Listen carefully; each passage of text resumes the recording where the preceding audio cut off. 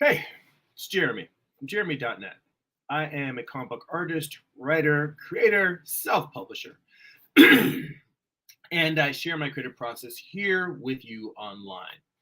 If you'd like to get additional bonus live streams twice a month, be able to read my comic books online on a digital archive, get access to our Patreon exclusive Discord server where we share artwork, feedback, tips, process, and more, you can become a Patreon subscriber for as little as $2 a month. Head on over to patreon.com/Jeremy. That's patreon.com/GERIMI.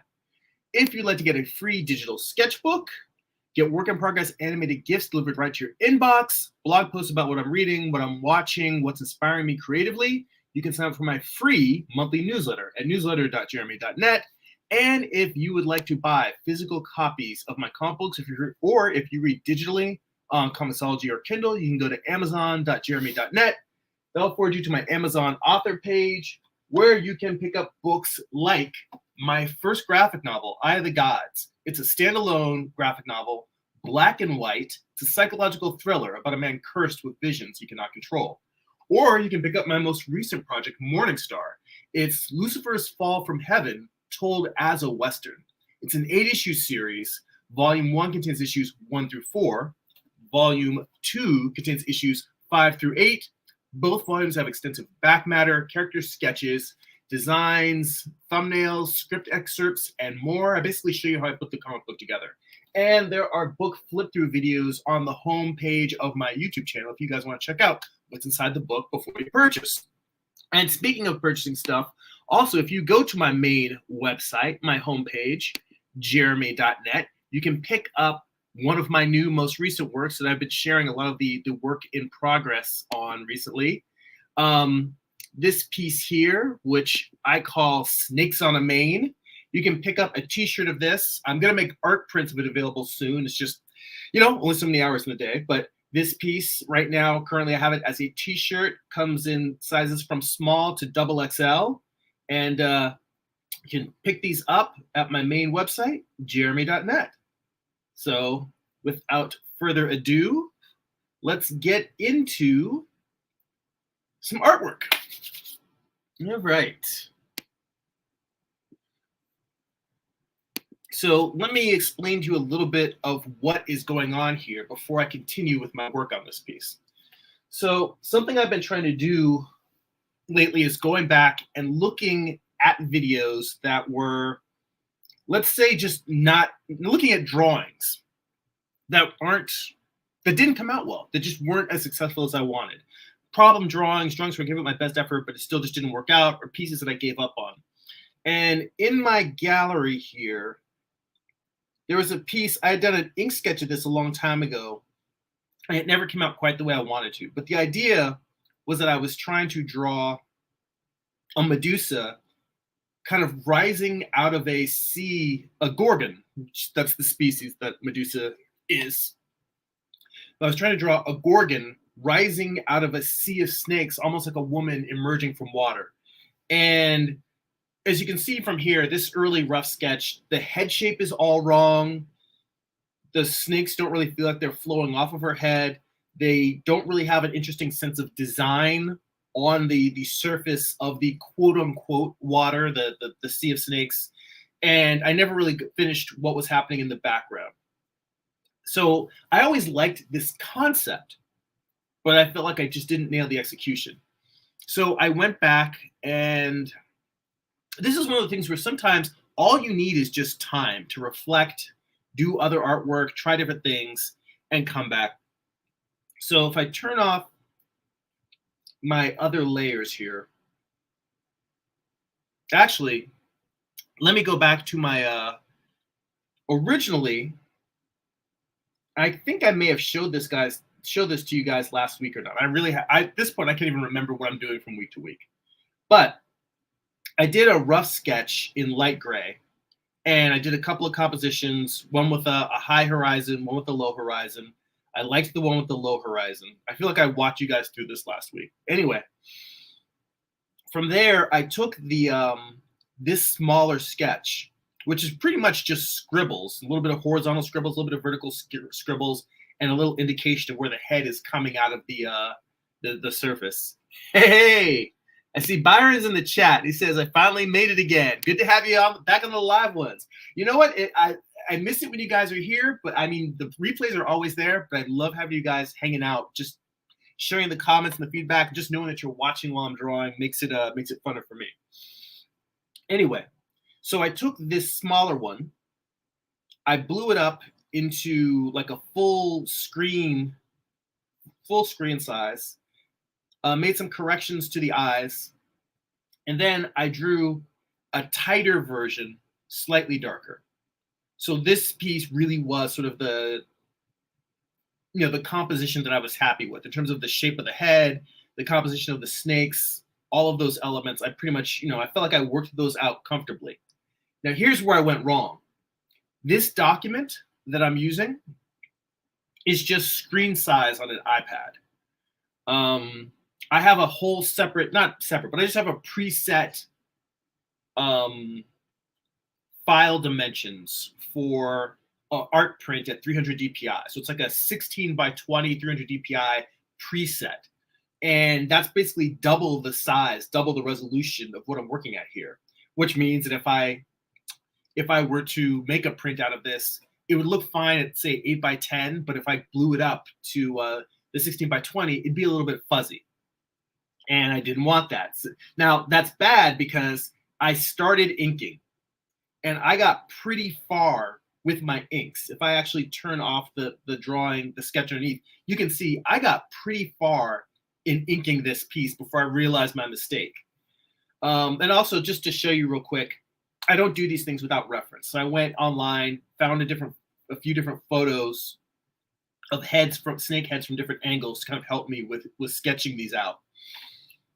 I realized my mistake, so I went back to this layer, copied this, then I went back and I created a document at the proper resolution. So now we're at my 16 by 20 resolution. I scaled the sketch up, and that sketch is underneath in a low opacity. So I'm zooming in just so you can see the lines there. I could just make it darker, but I don't want to have to turn the opacity up and then turn it back down again. And hey, King's Little Fitness in the chat. They said that's cool how the Medusa is creeping out of the water. So like at seeing the first draft, I was like, what is that? For a picture is 1,000 words. Yes, very much so. I mean, a lot of times I try to go for images where I'm telling a story, and it's not like a this happened, that happened, but I'm giving you a sense of a narrative. Like wherever there's like the image is supposed to imply that there's some sort of a dope, like deep, creepy backstory to what's happening here. Now, I've got this piece here, and I also included the scribbly sketch that I did before, because that scribbly sketch implies some of what I'm going to put in the background, because I'm going to draw those extra serpents and stuff that's in the background, those scribbly things, but I'm not going to do those in the quote-unquote inks. I'm not going to do that with black line. I'm going to do that with just color to help those things kind of recede into the background. So that's a thing. If you want to make some things stand out, some things fall back, you don't necessarily have to ink all of a drawing. You can do some of it in line, in black line, and some of it either in colored line or just in color with no line art at all. So the stuff that's going to be sort of looser in the background, I'm just going to freehand that. Anyway, so I started inking this piece, and I realized, so I've been trying to make t-shirts out of all of the pieces that I make, because I figure some of these images, like my wife, I even showed her this in progress. She's like, I want a shirt of that as soon as that's done. And yeah, King's Little Fitness says, that's cool how the snake is covering her nose. Yeah, I definitely want to give that sense of both her emerging, but then also just having them drape down and kind of running across her face and just all over the place. If you've noticed on a lot of the Medusa pieces I've drawn, I will use that thing of having a snake either like going in between the eyes or just somehow, or covering one eye, like having them really feel like they're just running down her face as well as all over her head. Anyway, knowing that I wanted to make a t-shirt out of this, I realized that it would be useful to do two different things. One, I made a layer. So this red tint here is actually a full like red layer. And then I just dropped the opacity so I can continue inking. What this represents is, as you've seen me doing more and more work with silhouettes over the past few months, this is the silhouette of what will be the t-shirt. So when I do make a t-shirt out of this, I'm going to cut out all of the background and I'm just going to use this element that we're looking in here. So just the line art that's inside there. And this was just to help me check and see if that silhouette was a strong silhouette. Does it have all the things in it that I want? Does it have the feel that I want? Does it have the shape that I want? Because if I was going to tweak the position of the snakes, now's the time to do it. Do it early as opposed to waiting until I'm at the end. So I just have that silhouette there as a little background thing to kind of remind me. And then the second thing is I realized if I'm also going to do that, it means that everything else that I draw should be on a separate layer. So I took the other snakes, all of the other snakes that are in the background, and when I drew these, I drew them on a separate layer, and I drew them in a separate, like dark blue, like kind of a navy blue / like cool gray color. And these, when I'm done with the whole piece, I will turn those to black. But right now, just in this stage of sort of finishing up the line work, it's useful for me to know what are going to be the elements that are going to be part of the t-shirt versus the elements that are just going to be part of the print. And I also felt like making them different colors would help make me less likely to accidentally draw on the wrong layer, because I don't want to draw stuff on the background layer that's supposed to be on the main t-shirt layer. I like to just keep my layers organized that way. I'm kind of OCD about file organization, about layer organization, keeping my stuff separate so I know where is what, because I hate starting to draw something on the wrong layer, then having to go back and tweak it. It bugs me. Let's see here. All right. And King's Little Fitness says, I thought about the snake face at the center of her face, a snake at the center. Yeah, I've got like a couple of them. Like I've got them covering her in different places. One creeping around the top of her head, one that's just underneath her eye, one on the other side by her cheek, the one that's coming towards the front of the picture frame. So now at this stage, I am just finishing up the line art, the black line art, and then I'm going to go into some color. And unlike a lot of pieces that I usually do, I haven't really started working out the values yet. I just know that it's mostly going to be a dark image, and the lightest thing is going to be her face and her eyes. So it's going to be a lot of dark behind, light, sort of the ground plate of the snake slightly light, but then have the snakes around her head maybe darker than that, and then her face. So we'll see. We will see. And part of the reason for me not having this as thought out is I'm trying to be a little bit more playful with my process. I realized that in doing the detailed painting style, and I have art friends that I've shown who definitely encourage me and say they really like that look. Like I did with the Gorgon Embrace, where she's like laying with the stone warrior that's wrapped around her. They're kind of spooning. I definitely have friends who said they really, really like that style. But the amount of work, and I'm definitely not afraid of putting in a lot of hard work on a piece, but it does feel inefficient is the bad word.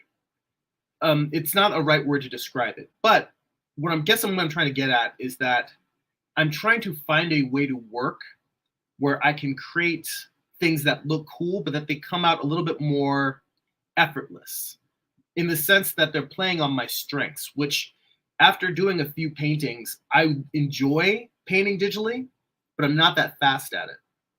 So what I'm trying to do is continue to work on improving my speed at digital painting, but at the same time also trying to make artwork where I'm using my strengths, which are much more line art and drawing related.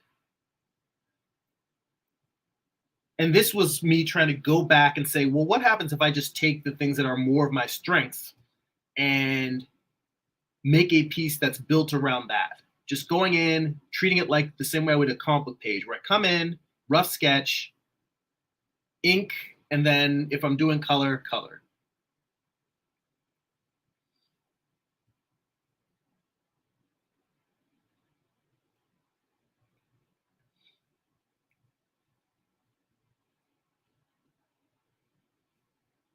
And every time that I draw a snake, I feel like I'm learning something.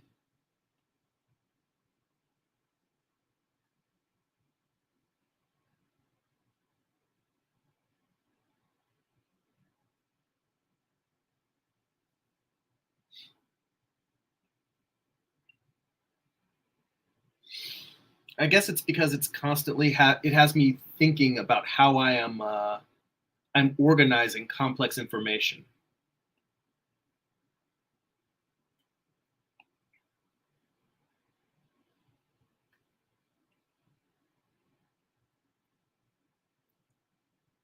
And I do think that even though I change it a little bit each time, I am also, well, I mean, that's part of the changing.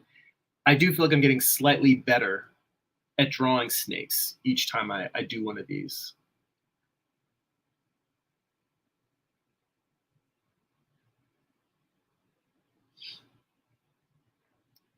And we'll see how this goes. But after the snakes on a mane, the horse piece that I showed you guys,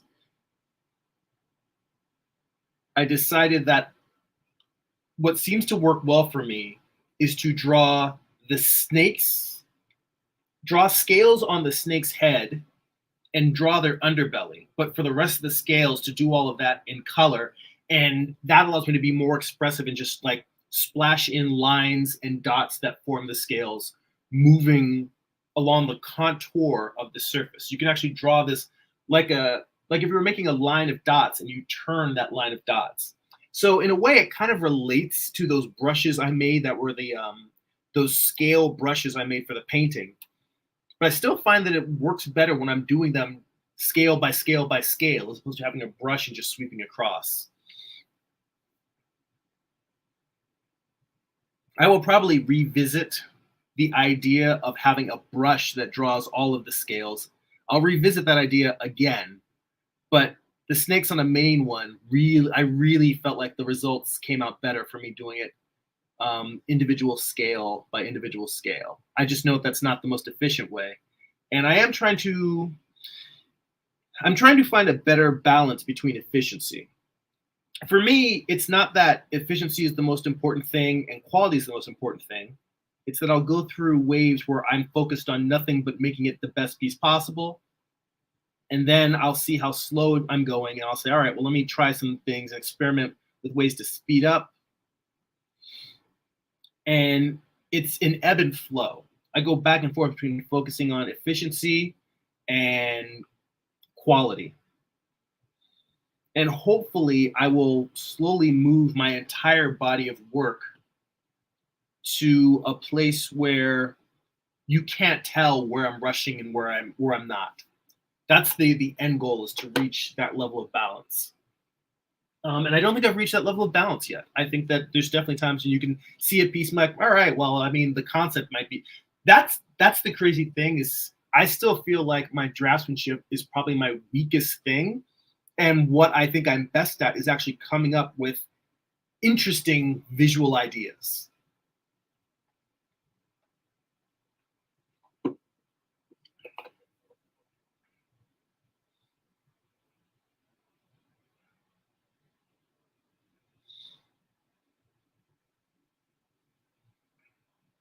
Let's see here.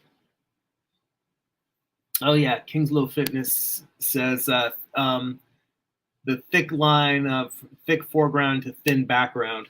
Yeah, that's something I definitely, as you can see, the snakes that are in the foreground are definitely thicker, and then as you slowly get further back, using thinner and thinner lines. But even when I'm when I'm getting thinner in the background, the outer silhouette tends to be a thicker line, sometimes slightly thicker, sometimes very noticeably thicker, and then using thinner lines for the interior form. This is something that I learned from my buddy Carl Altstetter. Take a drink.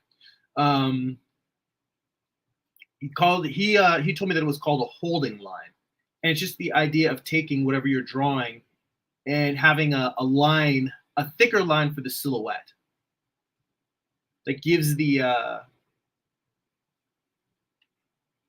drawing, the figure, whatever it is, just a sense of, I don't know, I guess, well, giving them a strong silhouette and reinforcing that silhouette.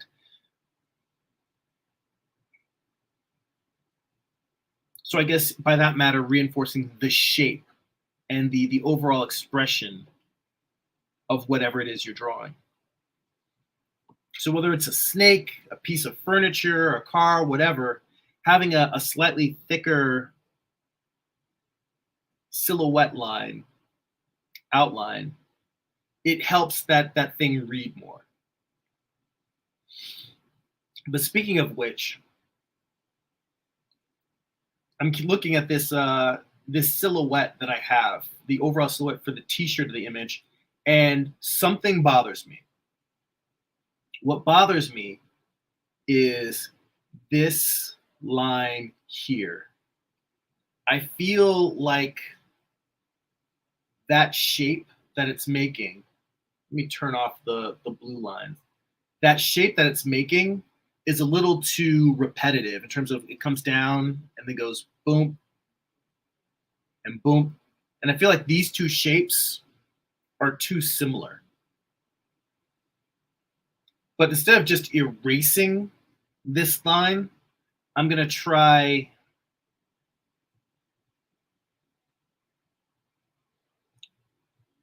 drawing a different line first and see if that different line feels better to me. So what I want is just simply, I still want that same arc of it clearly coming up and away from the this surface down here, this tube of the snake's body. So I'm going to try doing this and then just connecting it there and seeing if I can cut out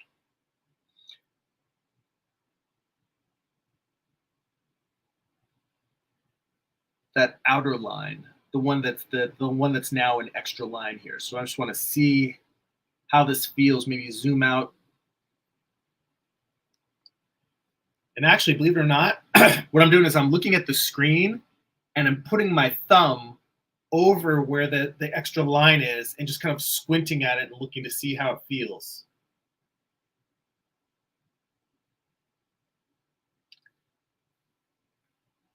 All right, well, let's see how it looks if I erase it, because at this stage, I still can just hit undo a few times and get back to where I was.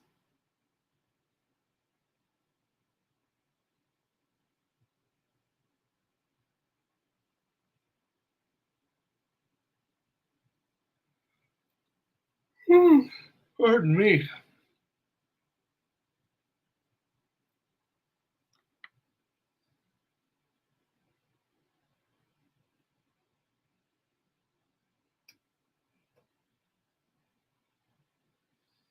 Hmm.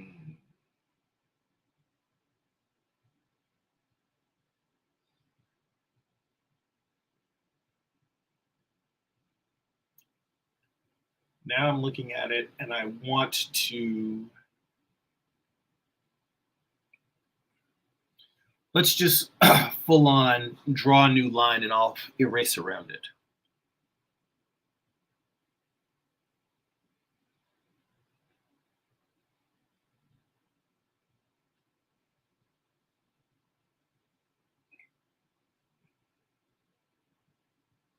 Why is that slightly gray? Oh, I must have turned down the opacity. All right, there we go.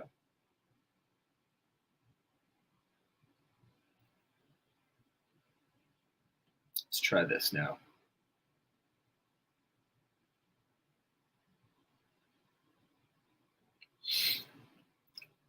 And if you're particularly cautious, another easy thing to do, this is the whole point and advantage of working digitally, is instead of working on one layer, just create a second layer and do these experimental line changes. If you're doing your own artwork and you're like, I want to tweak a line here, tweak a line there, just do it on a separate layer. And then if you like what you get, then just merge it down into the rest of your line artwork and get rid of the, like, you know, at that point you can just erase the old lines underneath and then merge it down into your original line layer and keep going.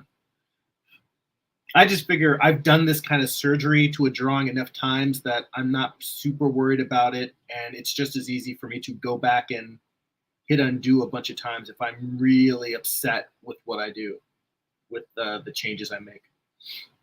Sometimes if I know that I'm going to make radical changes to align a drawing and I really don't know how it's going to go, in those cases, I will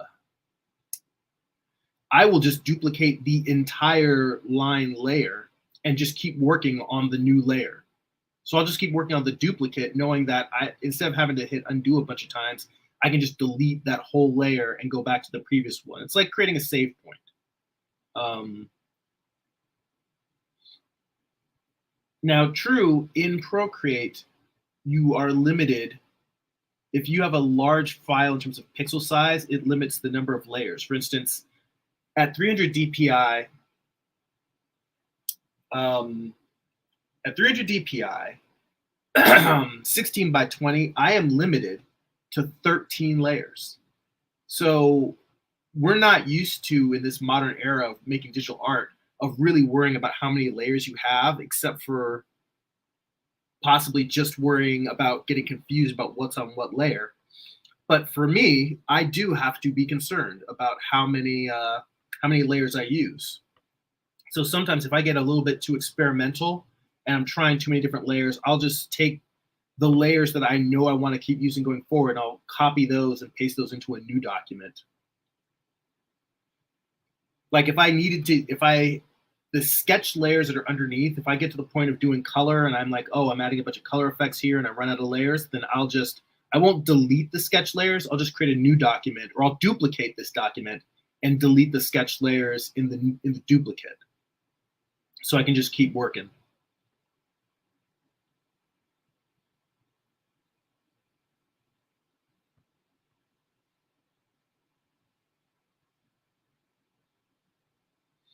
And just so you know, even with this, like I'm going through here and I'm like kind of slowly touching up this line, trying to get the thickness just right. I'm doing this with the help of smoothing. And even with smoothing, I'm still coming on and like having to the line is just not quite where I want it to be, and it's getting a little too thick. In the preferences, there is pressure and smoothing, and I have the stabilization on at about 20%, 19.5. So just enough that if I make a line, it'll help smooth it out a little bit, but not so much that I can't get fluid lines. And I'm mainly doing that just to make it easier to do the the bodies of the snakes, these tubes with these long curving lines, because that is hard to do freehand.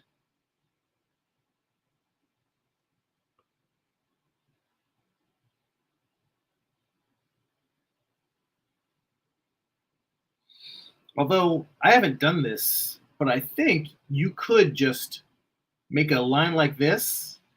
Nah, it straightened it. Now, oh wait, let me see. Edit shape. Let's see here. Polyline, line, ellipse. Okay.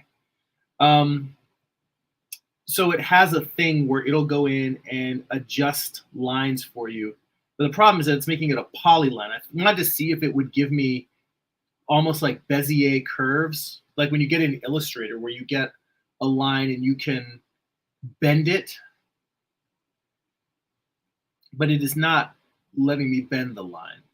It's making it an angled line that I can adjust and tweak, which is useful. But what would be more useful would be if I could put a curve right here in the middle and bend it.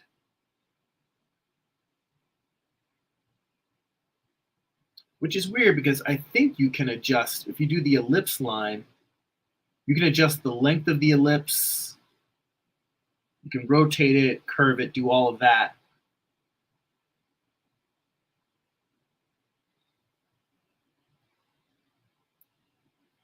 And in fact, yeah, this is basically like kind of like an arc tool.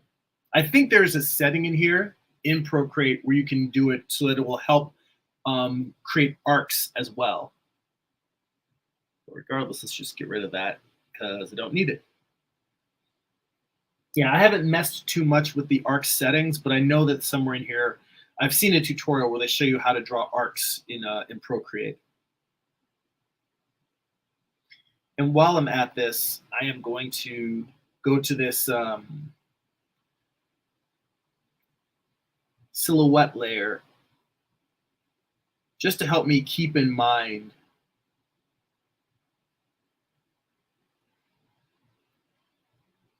the silhouette shapes that I was going for.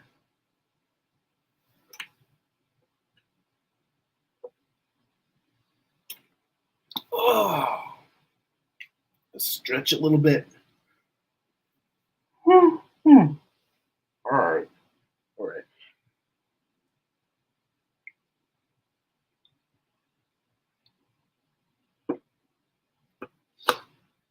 And also, let me turn my additional snakes back on because that does mean that I am going to have to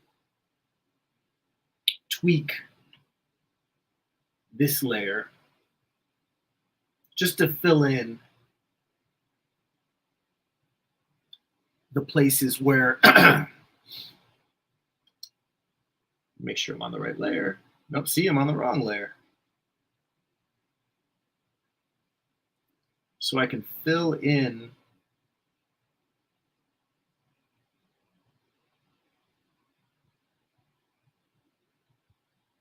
places where I made this change.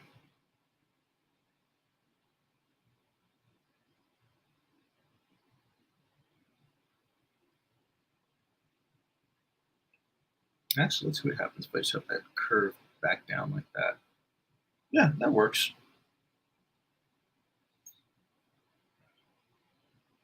So there's a weird gap in here, and I'm not going to worry about that gap. That's going to be one of the areas that, much like the background, I'm just going to fill in these with sort of shapes in color and tone, as opposed to drawing every single snake, because I actually really want to fill, the whole thing is going to be filled with snakes. So there's all these gaps here, here, here, here, like all these little gaps inside of this where there's going to be more snakes underneath.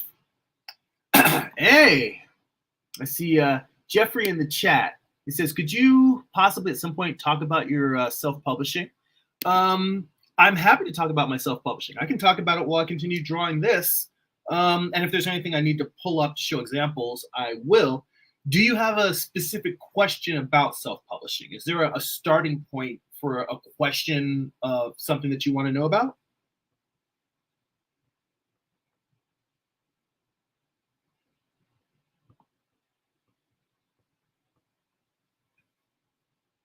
I'm going to keep drawing here, and I will come back to that question. I'll come back to that if you throw a question in there. I will tell you that I have not been publishing anything in a while because I'm really taking quite a long time to work out the story for my next comic book.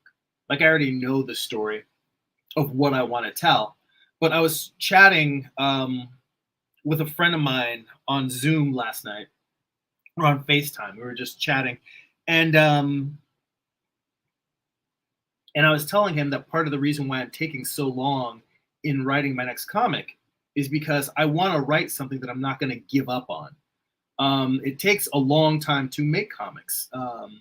It's a labor-intensive process, and I want to make sure that if I'm going to spend anywhere from 3 to 5 years working on a comic book, I want it to be something that I'm not going to get a year in and get bored and say, this is too hard, the story isn't very good, I'm not interested. I'm trying to write a story that is compelling enough for me as an artist that I'm going to want to finish drawing it no matter how long it takes. And that means just spending more time in the writing. So let's see here. So Jeffrey asks, in terms of self-publishing, basically how to go about it, pros and cons. So I have a whole video on that subject matter. And when this live stream's over, I'm going to go into the comments on this video that you're watching now, and I'm going to paste the link to that video. Find a pencil so I can remind myself. Where are my pens, damn it? All right. I'm going to make a note to myself to post in the comments for this video a link to my previous video on self-publishing, like basic steps. But as a quick rundown, first off, the how to go about it. Well, once you complete your book and you are ready to publish, you simply have to decide which publishing avenues you're going to pursue. And you don't have to pursue just one. Basically, it's distribution. How do you want to get your books to people who are reading? Are you going to run a Kickstarter campaign and mail them out yourself? Are you going to submit your book to diamond distributors, and if they accept it, then you mail the books to the distributor at like a 40% discount, and then they mark that up slightly and sell it to retailers who order it? Are you going to try to reach out to shops directly and sell possibly on consignment, or if the retailer does actually buy books from local artists, sell directly to the retailers? Are you going to sell at conventions? And if you're selling at conventions, well, no matter how you're selling, you should also have a website where people can order your book from you. But are you going to go do conventions and sell to people? So those are just some. There's probably a few other distribution methods that I'm not thinking of off the top of my head. But self-publishing is really, there's two factors. There is the actual printing of the book and the distributing of the book. So you can start with that. Yeah, printing and distributing. Now the printing is pretty simple. It's you reach out to a printer, and if you were to type up comic book printer online, you can find places that will do smaller print runs for indie creators, anywhere from like 25 copies up to 500 copies or more. If you're doing anything more than 500, that's when you should start looking at offset printing. But for print on demand, the thing about print on demand is that the individual per book cost is higher, significantly higher. But the advantage of that is that you're not spending $2,000, $3,000 to print 3,000 to 5,000 books. And that's black and white. It's higher if you're printing in color. I'm just thinking in my mind how much it costs to print a black and white comic. And also, I haven't printed anything since the pandemic. So paper costs have also risen. So it's also possible that my numbers may be too low. I may be quoting you numbers that are lower than what actual it costs to print a comic right now. Point being, you reach out to a printer. And the printer I use is a company called Greco Printing. They've also used a company called RA Comics Direct. Here, let me write that on the screen here.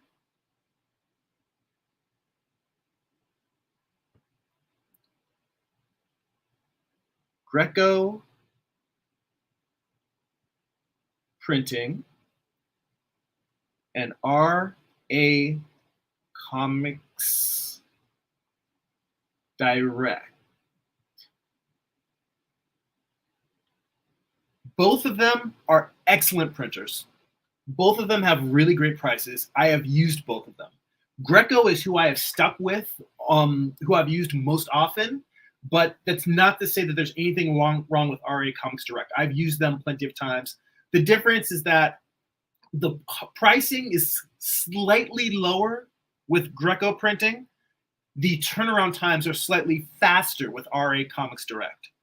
But other than that, both of them, great companies, great customer service. You know, I'm happy. I'm very happy with both of them. I'm very comfortable recommending both printers. And I see King's Little Fitness is throwing in there the timestamp. This is self-publishing talk at 35 minutes. I will, yes, I will. And I also thank you for putting that reminder in the comments about posting the link to the other self-publishing video. I'll go and I'll put a chapter stamp on this video for the self-publishing talk. Anyway.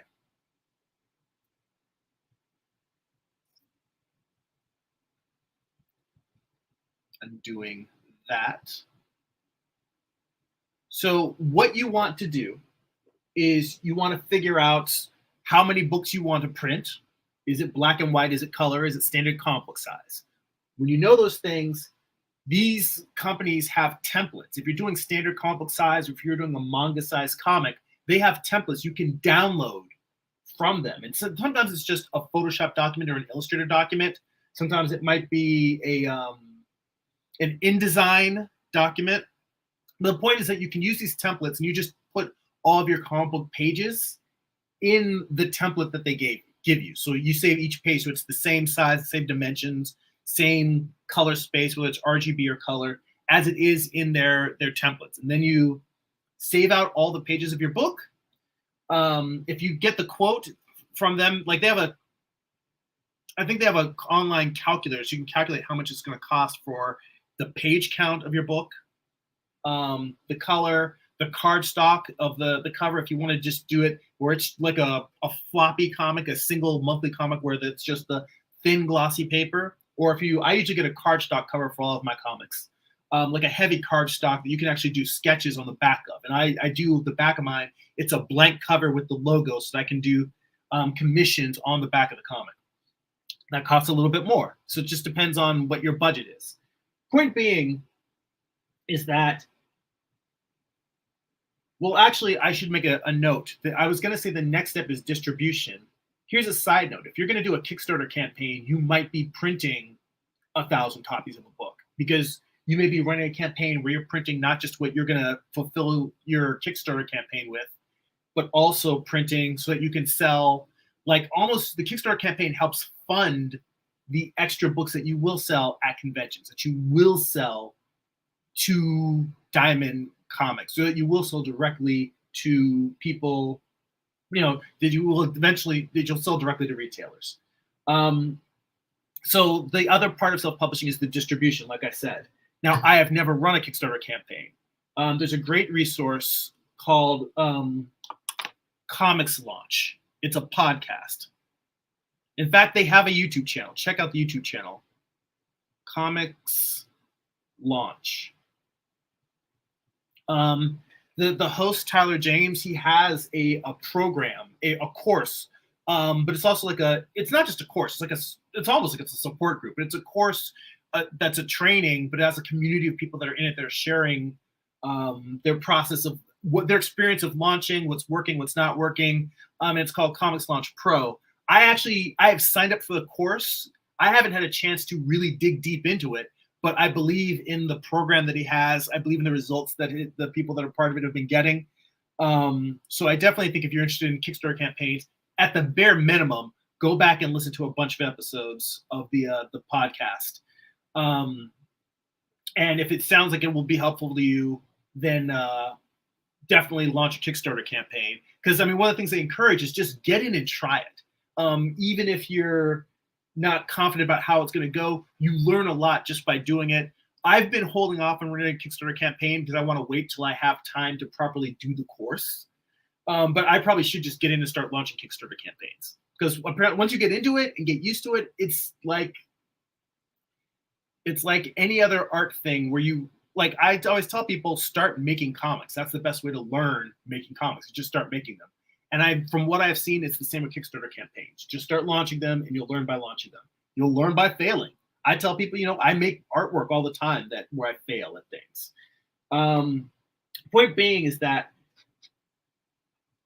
running a Kickstarter campaign may make you decide what printer you want to use. Because like I said, if you're doing more than 500 copies, in fact, honestly, if you're doing more than 100 copies, that's when you should start looking at offset, because print on demand is, like I said, markedly more expensive. Where as opposed to paying $2 an issue, $2 a copy for a book, if you're doing print on demand, if you're going offset, you might be able to get that to $1 a copy or less, depending on how many copies you're doing. And that becomes profit, because if you have a book that you're paying significantly less to produce, but you're still selling at $5 a copy or up, on a Kickstarter campaign, a lot of times a single issue, you can be selling that for $10 or $15. True, you might have free shipping built in, or you might have other extra perks that you have that you're giving people and stretch goals, that kind of thing. But the point being is that all of that extra profit, coming from doing an offset printing, if you're going, definitely look at something like that if you're going to do a Kickstarter campaign. But the printing side, there's also a printer called Comic Impressions that the comics launch community, they definitely recommend. Point being is that after you figure out how many copies you're going to get printed, and you figure out your formatting, and you have the files formatted the way your printer tells you should format them, then there's the distribution, which is either a Kickstarter campaign, there's Kickstarter, there's selling direct at conventions, there's selling direct through your website, there's selling through Diamond Comics. Now, I will tell you that I have published my first graphic novel, Eye of the Gods. I had that distributed through Diamond Comics. And at the time, it was simply reaching out to Diamond. They have a submission form where you basically you send them it used to be that you send them as much of your comic as you have completed. I don't know if you have to send them the completed comic now, but I did have the comic book completed. So I was able to send them a copy. And you can just send them digital files. In fact, they may not even accept print copies because it's just, too much stuff to get mailed to them. Now, something that has changed in the time since I self-published my first book, Eye of the Gods, is that was in 2009 when I self-published that. Now, when you self-publish and you submit a book to Diamond, you have to submit not just a comic and not just the form with information about yourself as a publisher, but you have to submit a marketing plan. You have to tell them what kind of audience you have right now, what your plans are to promote the book, whether you're going to be doing podcasts, whether you're going to be buying ads or doing ad placement anywhere. Because if you don't have a plan to market the book, Diamond's not going to carry it, because Diamond doesn't sell the book for you.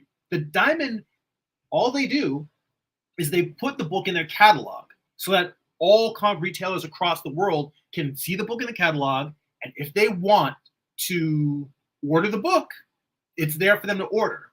They distribute the book. They don't sell it. You still have to sell it. So does that mean you're going to reach out to retailers individually, send them promotional material? And if you're going to do that, you should definitely call retailers and ask them if they accept promotional material, or if you can send them promotional material, because otherwise they will probably just take it and throw it in the garbage. Because a lot of retailers don't even carry anything other than Marvel and DC. And when I say a lot of retailers, there's a ton of indie supporting comic retailers. Most of the indie, let me put it this way, I've been very lucky in that almost all of the retailers I've spoken to are very indie friendly and indie supportive in terms of they want indie comics out there. But they also know their own clientele. They know what they can and can't sell. And if they know that for the most part, their readers only want to read Spider-Man and Superman, then they'll tell you, they'll be honest with you. They're like, look, I love indie comics. I love this book, sounds awesome. My customer base isn't going to buy it, so we're not going to order your book. Because I literally, what I did to promote my book is something that I remember even a retailer said, really, you're doing all that? Like they thought it was kind of crazy. But I found a list online of like comic book shops in the United States that were friendly to indie publishers. And then what I did was during my lunch break at work, every day I would go for a walk and I would take my list with me and I would call 10 stores a day. It ended up being like, sometimes it was 5 stores a day, depending on the conversations I had. But my basic pitch was like, I would get them on the phone. I'd tell them, hi, I'm an indie retailer. I have a book that's going to be in next month's Diamond catalog. So that's the thing. You got to call them before. If you're going to try to reach out to them, you can't reach out to them right when the book is there because they're always busy. Retailers are always busy. Also, that's another thing. Never call on a Wednesday. Never call on a Tuesday, the day before they're getting, because Wednesday, New Comic Book Day. And you definitely don't want to call them the day before New Comic Book Day because that's when they're receiving and getting stuff in. You want to call on a Thursday. You want to call on like a Monday or a Thursday. You want to just call on a day when it's slow. You want to not catch them when they're busy. And sometimes I had to call and ask who does the ordering and shipping and call back a couple of times until I could actually get a hold of the person. But it was just, I'm an indie creator. I've got a book that's going to be in the previous catalog next month. I already have copies printed up. Can I send you a physical copy to see if it's something your store might want to carry? If they said no, then I respect their wishes and say no. Some of them said, you know what? You can email me a PDF. You don't need to send me a physical copy. And I would email them a PDF. And I probably sent out like 70 copies of my graphic novel to retailers free, just so they could see the book before it was going to be in previews and see if it's something that was going to be of the quality that that they would be willing to carry. And even with all of that work, I still only sold. It's funny. I gave away almost as many as I sold. I think I only sold a little over 100 copies through Diamond.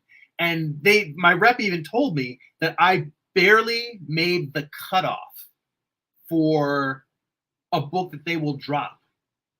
Because even if they review your book and say, yeah, we'll carry it, if they don't get enough orders for the book, then they say, sorry, we're not fulfilling this. They'll just tell the retailers, we'll credit you back. If you place an order for this, we'll credit it back.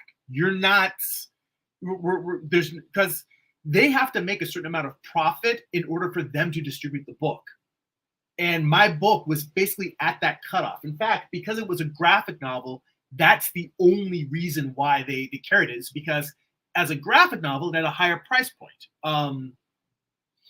It's a $15 graphic novel. If it was a single comic, then they would have dropped it. It absolutely would not have gotten distribution.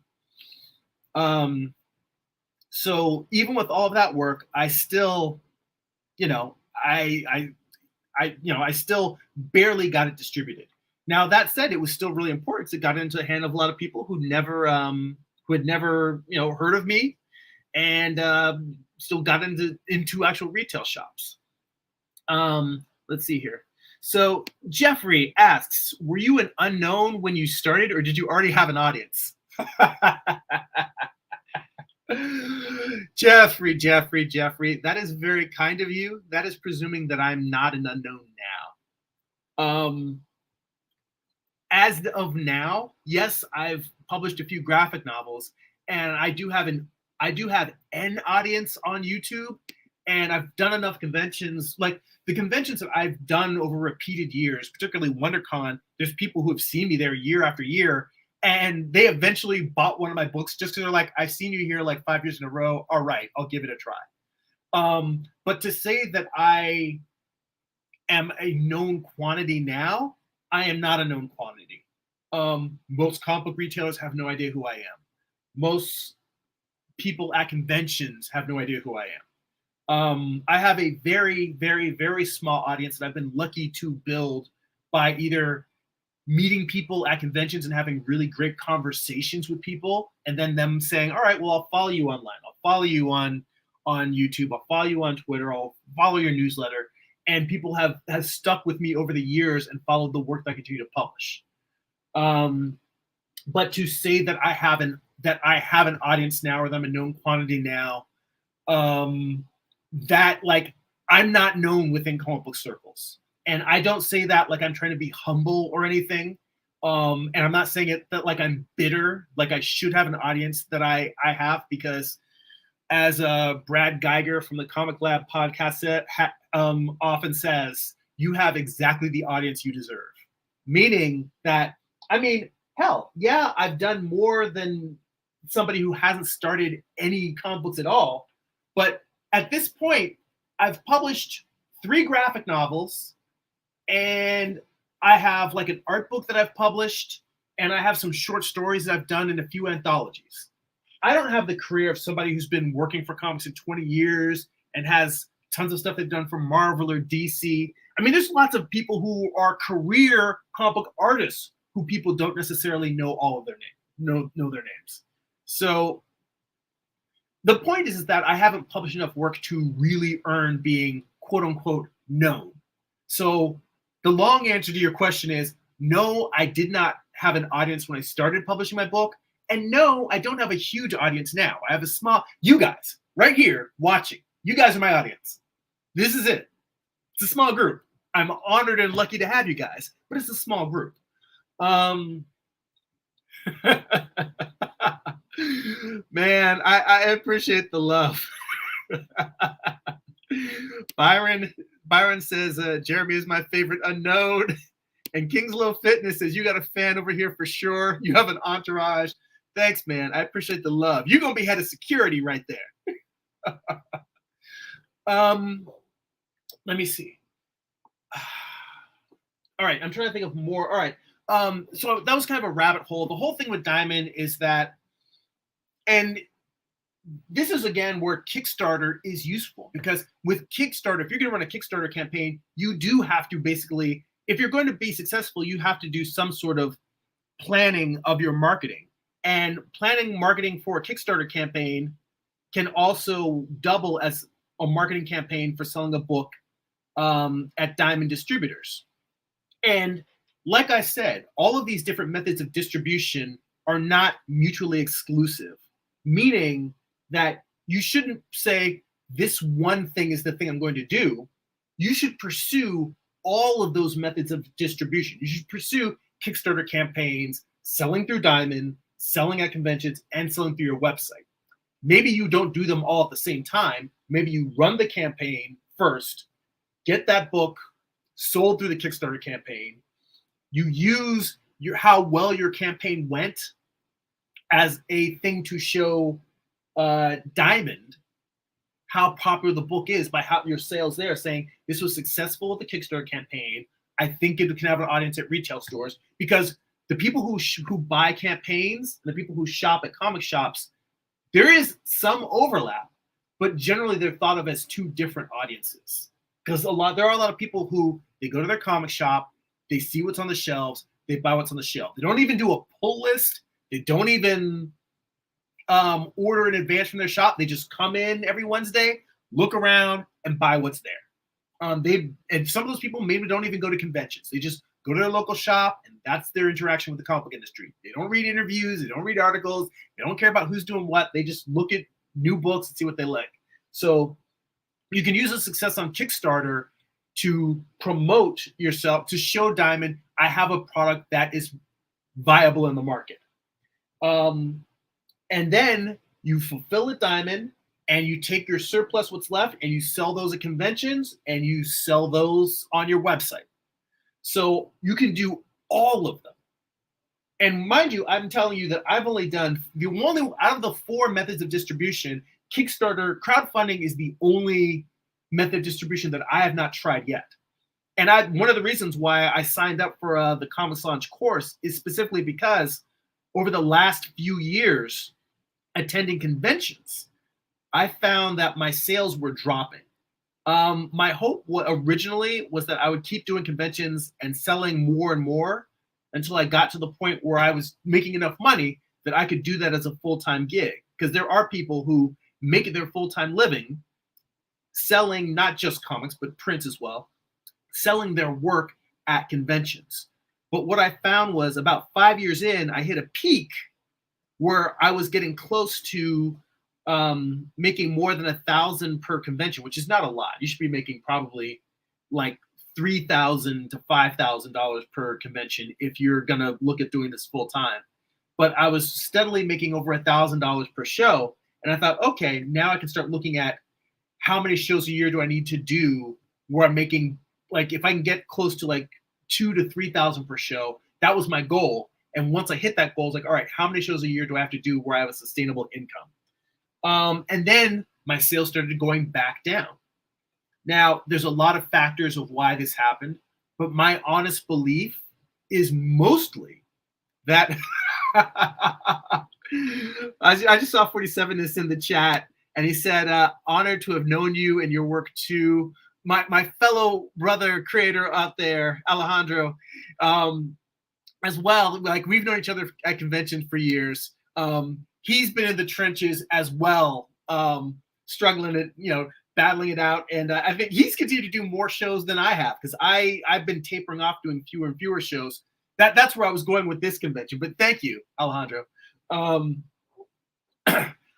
I was doing fewer and fewer shows, so I started saying, all right, if I'm not making the sales that I want, let me just eliminate the shows where the sales are low and just continue doing the shows where the sales are high. And I did that, and I went from doing maybe 6 or 7 shows a year to like 3 or 4 shows a year. And then what happened was those 3 or 4 shows a year, I was doing fewer and fewer sales. And then it got down to the point where now WonderCon and maybe one other show are all that I'm doing. And I think part of that is that I wasn't producing enough work. I wasn't producing enough new work.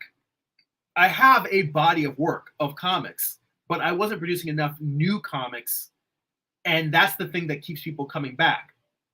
But I thought in the interim, while I'm trying to get my my speed up and get more books out, it looked to me like there were a lot of people having successes on Kickstarter.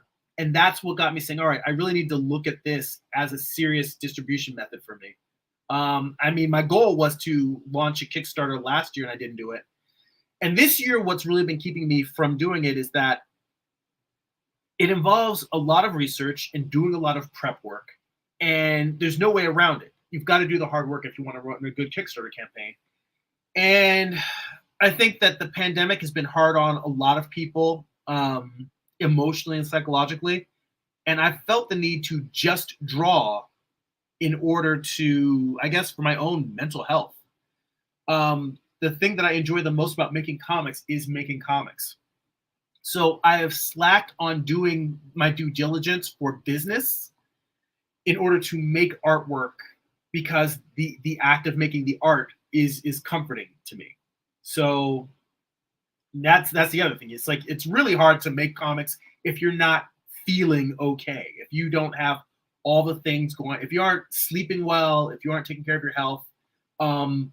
It's really, really hard to do this.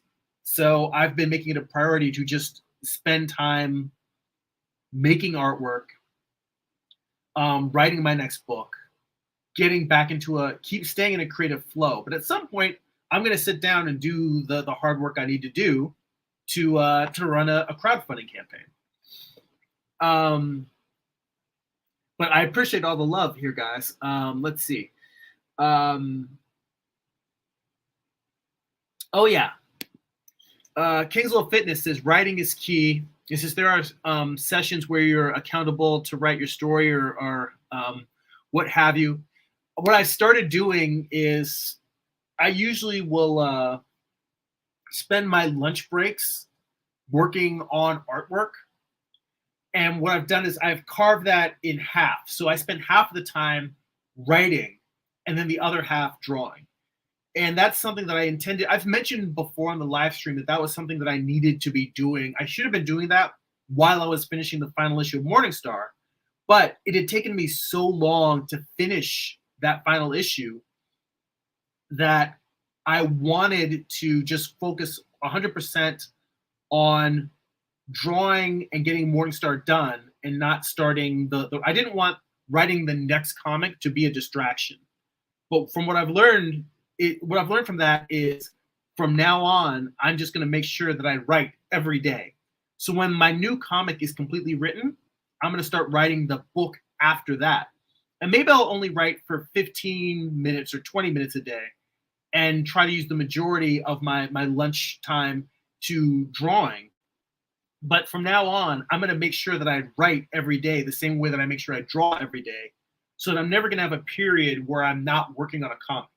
I mean, the big reason why I'm doing all of these Medusa pieces is that, yes, I wanted to have a bunch of standalone artwork. I wanted to create more prints and more t-shirts.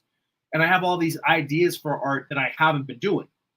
But this part of it is also that drawing all of these pieces is something to do while I don't have the new comic book ready to work on. Ordinarily, I would just be working on the new comic book. I would be talking about page layout, storytelling, and all the things that I've talked about in the previous years when I was working on Morningstar. Instead, I'm doing these pieces and I'm talking about my illustration process while I'm writing the next thing. But going forward, my goal is that every time I finish a comic book or a graphic novel or a collection of graphic novels, that I'll always have a new comic book that is completely written and ready for me to go to. And I'll just move on from comic to comic to comic until I'm dead. So that's my where writing comes in. But hang on, there was one thing. Oh yeah, so Jeffrey did ask, and there was one thing I wanted to address in terms of self-publishing. He said pros and cons. So I want to address that before going into the last few questions and comments at the live stream, and then we'll wrap things up unless you have any other questions, because we're already a little bit past an hour here. Yeah, well, 47ist also says super relatable. I'm just catching up to the comments now. And he said you really have to switch hats for the campaign versus doing art. And he said also doing art and writing. That is an interesting thing in terms of switching hats, switching the mental brain space of compartmentalizing, saying, I'm going to write for 20 or 30 minutes and then I'm going to draw. It really is like running a triathlon and doing the running part and then diving into the ocean and then swimming and then getting out of the swimming and hopping on a bicycle. That's what it feels like. All of them are me scrambling and pushing myself to the limit, but in different ways. It is definitely a trip shifting gears like that. So Byron mentions maybe making more mini comics could be a stopgap solution. And he said the con circuit in general has taken a huge dive since the Rona. He said building a larger online presence with smaller, more consistent work. Well, one of the things I plan to do is not necessarily mini comics, but I'm going to try maybe running the next issue, the next series as a web comic, have it on Patreon first, and then have it maybe a week later have pages appear up there, and maybe try reaching out that way. We'll see, because generally webcomics work better for humor than they do for dramatic or horror stories or long form narratives. So we'll have to see. I still haven't worked out mentally exactly how I want to approach that. But I do want to do shorter works, simply so that shorter works are more titles, more entry points into the world of my narrative. Because I'm not necessarily building a superhero universe, but I do, like, when I talk about my world, I'm thinking more in terms of my type of storytelling, the type of stuff that I enjoy writing and drawing, my particular style. And I am working on developing a looser, rougher style so that I can draw quicker. Um, so while the stuff I'm doing here, like the illustrations I'm working on, might seem quite polished, I am trying to develop a comic style that's definitely rougher and looser than this. Yeah, King's Low Fitness says I'm gonna do short stories and go over scripts. He says I'm already reading manga, Naruto, Brosake.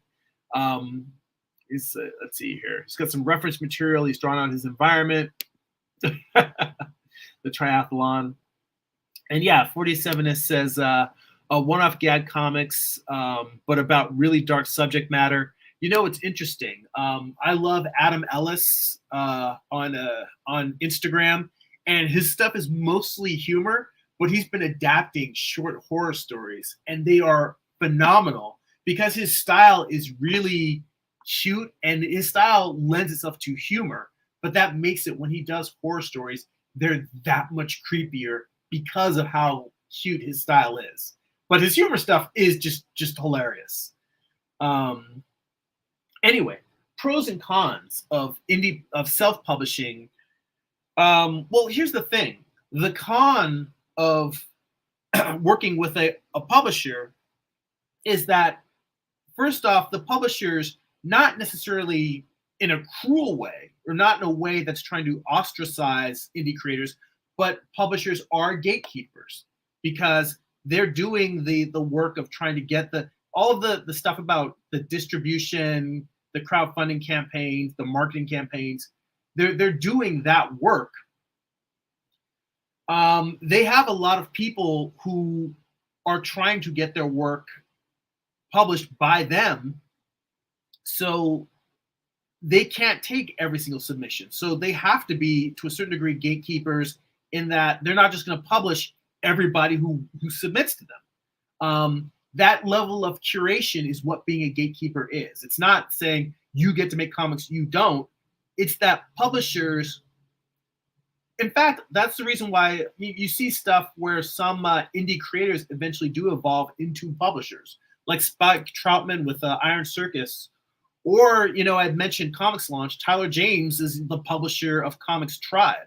And he is a comic creator, but he started off writing and drawing his own comics before moving into being more of a publisher or an author. But my point is that a publisher, much like an individual creator, has an audience. They have an audience base. They have people who like their type of books.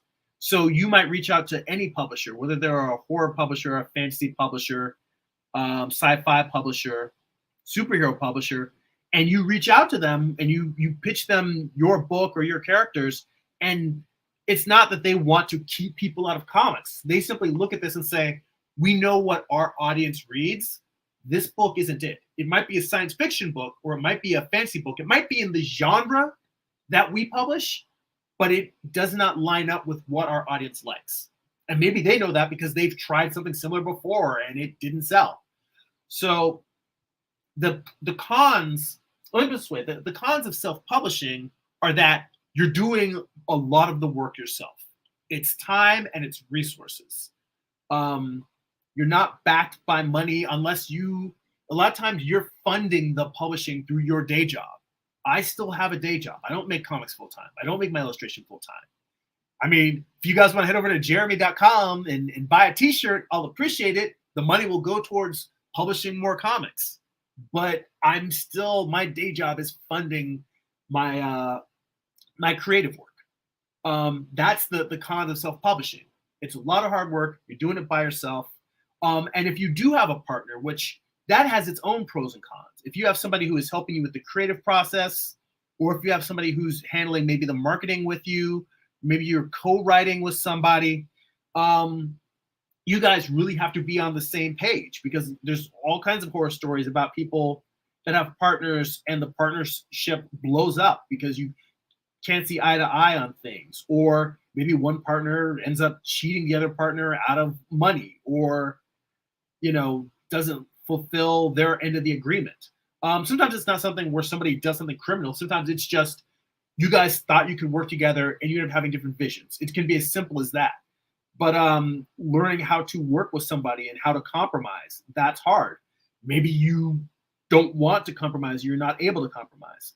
I mean, hell, if you work with a publisher, you have to learn to compromise because the publisher becomes a partner because they decide what kind of marketing the book is gonna be, how large the print run's gonna be. Um, and maybe even with that, you still have to do some publishing. You have to still have to do some marketing on your own, even if you're working with that publisher. And if you're working with someone like Marvel or DC, while anyone would be lucky to get a gig working for Marvel or DC, if you're an indie creator, still the pay is not necessarily going to be enough unless you're a top tier creator. It's probably not going to be enough for that to be your full-time gig. You're still going to have other stuff on the side in order to make a living. At least living in a major city, if you live, someplace where you have a low cost of living, maybe if you've got a spouse who's taking care of the major bills and the rent, and you can afford to not necessarily be making a full-time salary, because sometimes the publisher's going to have work for you, sometimes they're not. There's pros and cons to both.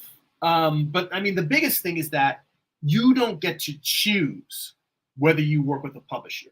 All you can do is create a good pitch for your book and present it to them, but they decide whether they are going to take you on as a creator whose work they're going to publish. And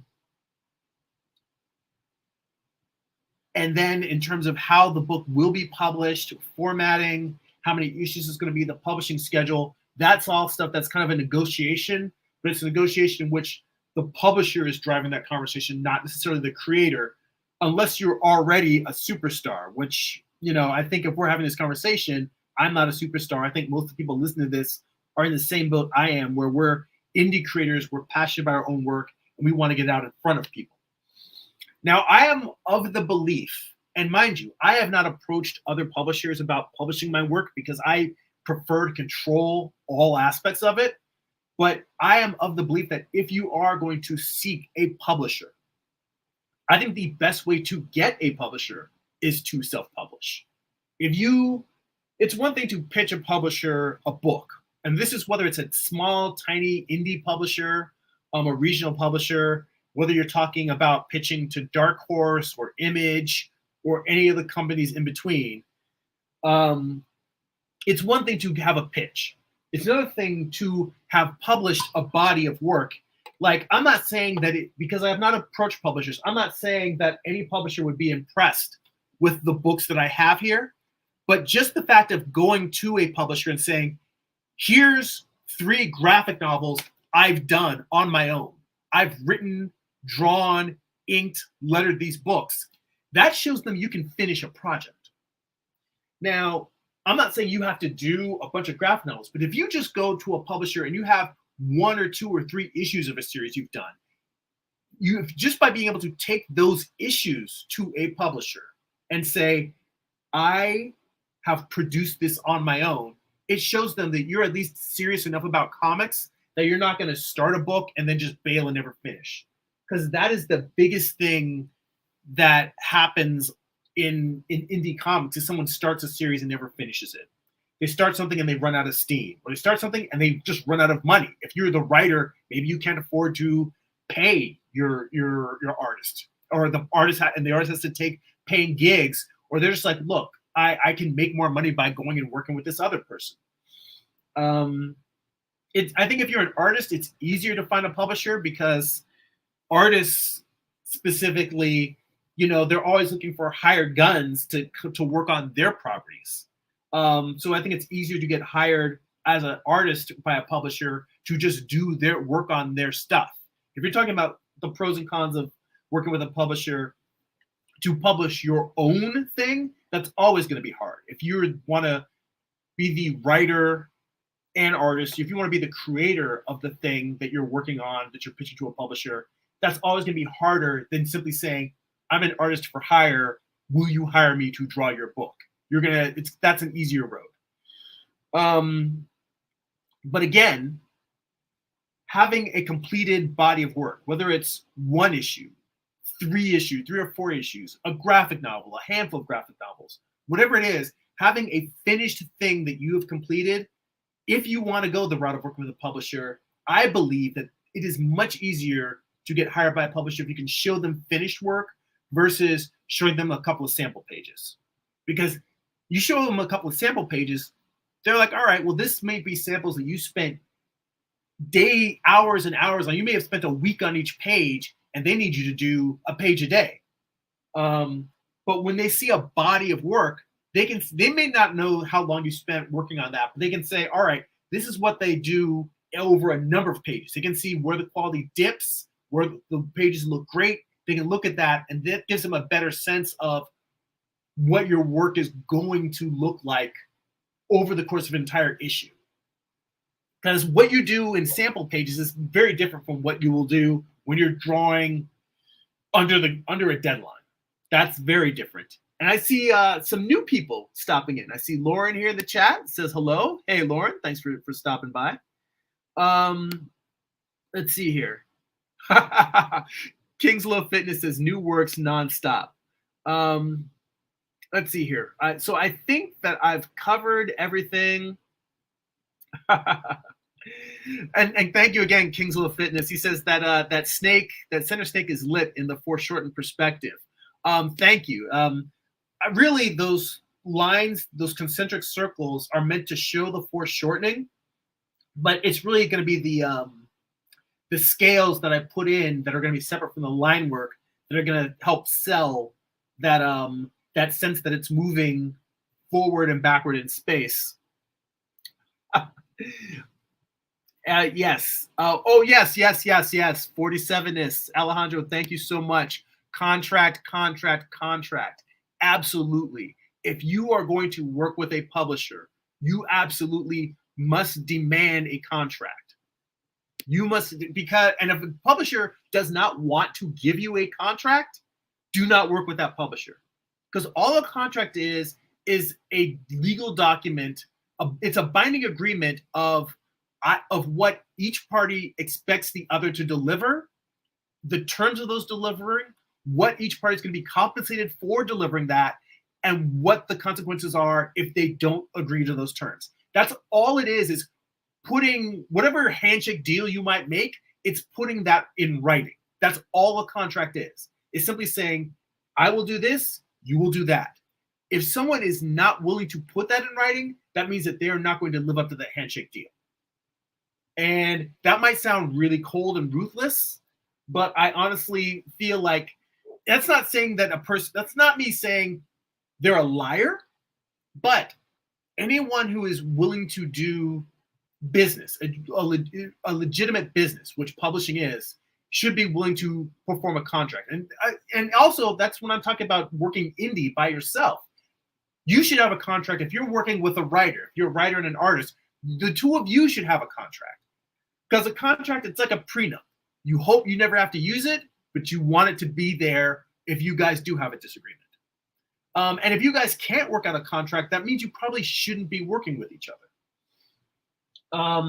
But yeah, you guys should have an understanding of how the profits of the book are going to be split up, what the payment schedule is going to be, like is the payment going to be delivered upon half upon the delivering of half of the book, and then the balance upon completion of the book, or is it going to be half upon completion of the pages, then half upon publication? Are you going to put a stipulation in there? Well, when is the publication going to happen? Because what if there's a paper shortage, or what if something else happens and the book can't be published for a year, or just for whatever reason the publisher ends up sitting on the work? They end up not paying you for half of that year. Maybe you have to put a clause in the contract simply saying, and a clause, all of this sounds like complicated legal terms. All a clause is saying, hey, if this happens, we need to, the main line of the contract says this, but if something happens to prevent that, then this, or whatever that clause is, whatever that date something has to happen, or whatever is supposed to happen, whatever the payment is supposed to happen, you might say that needs to happen. For instance, the publication thing.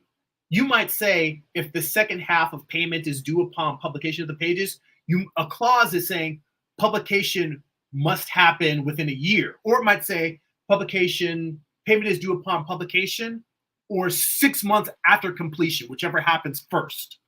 That's what a clause is. It's just adding an extra note saying, just in case the main stipulation isn't fulfilled, here's another condition under which it must be fulfilled.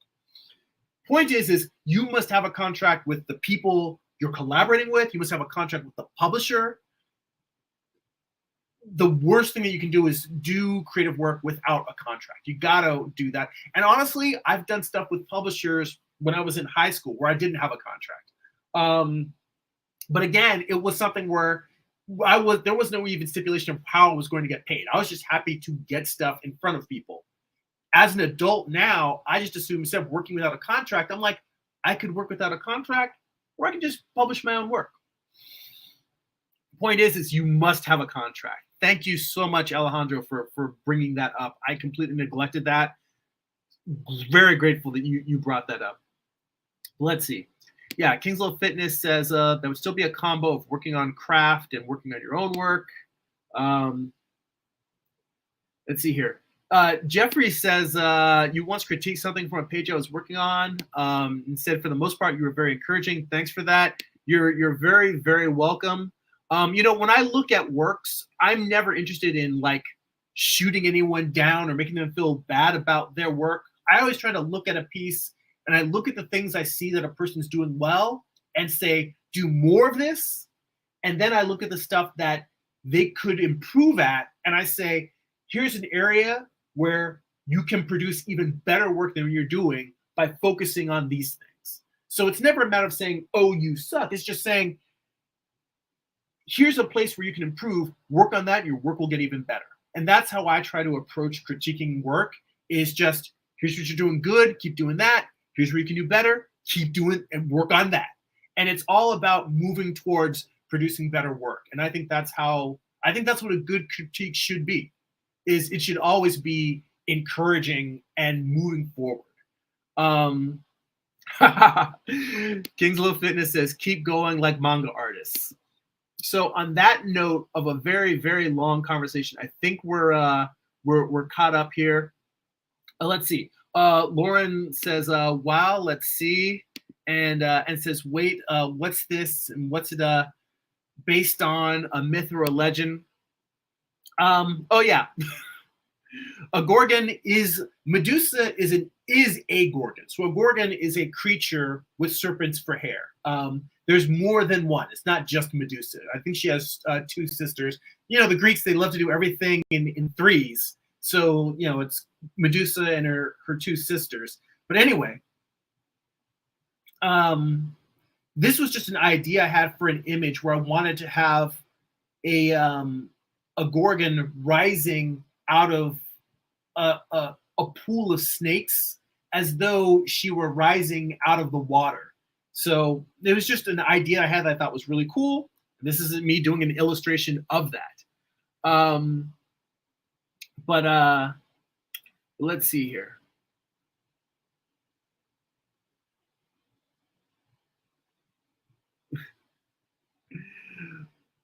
Let's see here. Blah, blah, blah, blah, blah, blah. Lauren says, making a fictional story is like being a defense attorney. Yeah,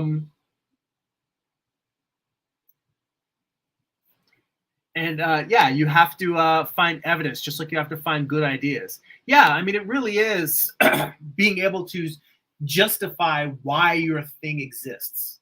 I mean, for me, I get an idea. I try to think internally like I myself am my own first audience.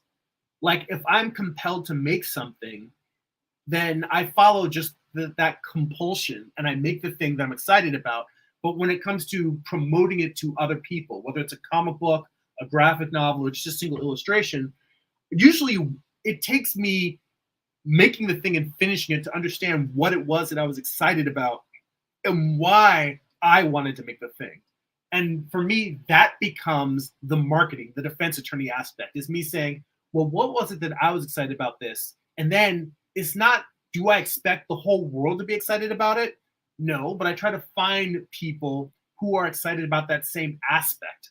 Like for me, the idea of doing things that are kind of beautiful but creepy, people who like that are people who might be drawn to this particular illustration, because the idea of drawing like the eyes and trying to get them to be kind of sultry and attractive in terms of the visual look, but the idea, people are creeped out by snakes anyway. So the idea of being covered by snakes is creepy, but then the idea of a woman coming out of the water is generally a kind of a beautiful sensual metaphor. So it's like mixing the beautiful with the creepy, with the, you know, I like that push pull. That's a common theme in my artwork is things that are both creepy but sexy. And I try to make the sexy not like, oh, it's someone's thighs or a woman's breasts or a guy's ass. It's not necessarily about the sexy as the body parts. It's more about the tone and the look and the feel of the images, but trying to present the beautiful with the horrific at the same time and mix them in a way where you're both pulled and pushed at the same time. That's sort of what, in my artwork in general, that's kind of the thing that is my common theme. And that's what I think goes into the marketing of books, is knowing what it is that you find attractive and then expressing that to other people. And not everyone's going to find that attractive, but there are other people who are going to find the same things attractive that you do. And that's part of the marketing. I think that kind of relates to the defense attorney idea that you were talking about. But anyway,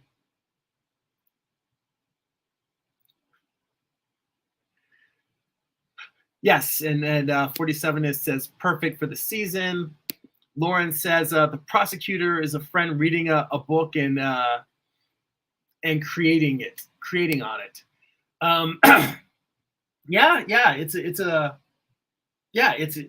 That's true. That's getting down to the actual brass tacks of making the thing, and that's a whole art and battle unto itself. And you know what? That's a battle that I share week in and week out. That's what this live stream is really about. It's not necessarily, just to give you a sense, if this is your first time watching, it's not that I have topics that I do for every episode. It's that I'm working as an illustrator. I self-publish comics. And it's just every week I share where I am and what I'm making, and people ask questions and we just talk about the creative process. But